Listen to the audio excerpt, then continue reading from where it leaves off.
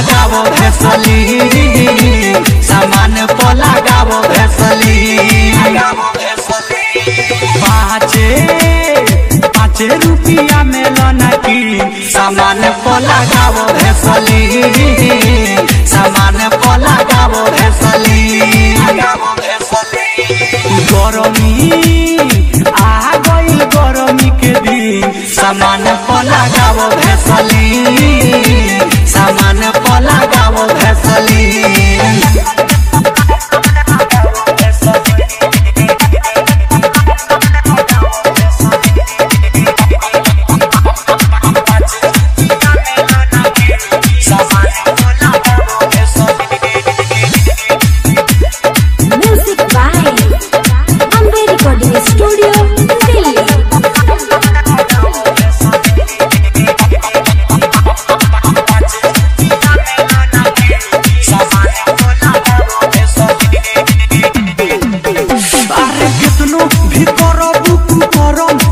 झरही नरम न फाटी को बोठे रानी कही ले बात हम जाइज न बढ़ी तोहर साइज हमेशा रही बोठे रानी।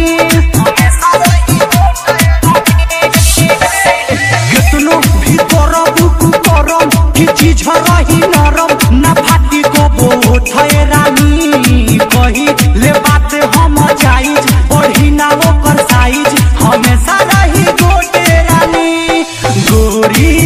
गोरी रही जवानी परचीन सामान पर लगावो भेसली सामान पर लगावो भेसली। गरमी आ गई गरमी के दिन सामान पर लगावो भेसली सामान पर लगावो भेसली।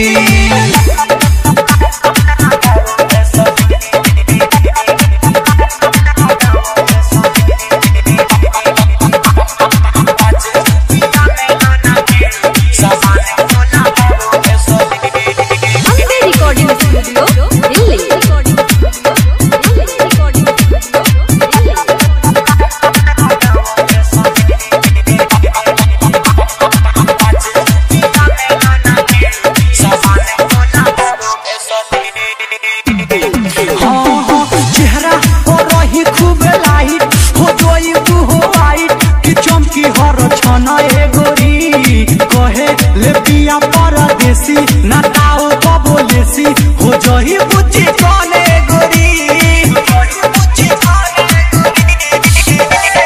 चेहरा पर रही खूब लाई हो जोई हो आई कि चमकी हर छन ए गोरी कहे लखिंदर परदेसी नटाओ बबोलेसी हो जही बुच्ची कने गोरी।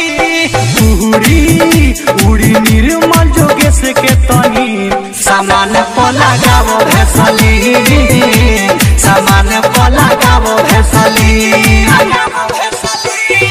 गरमी आ गई गरमी के दिन सामान पर लगावो भेसली सामान पर लगावो भेसली।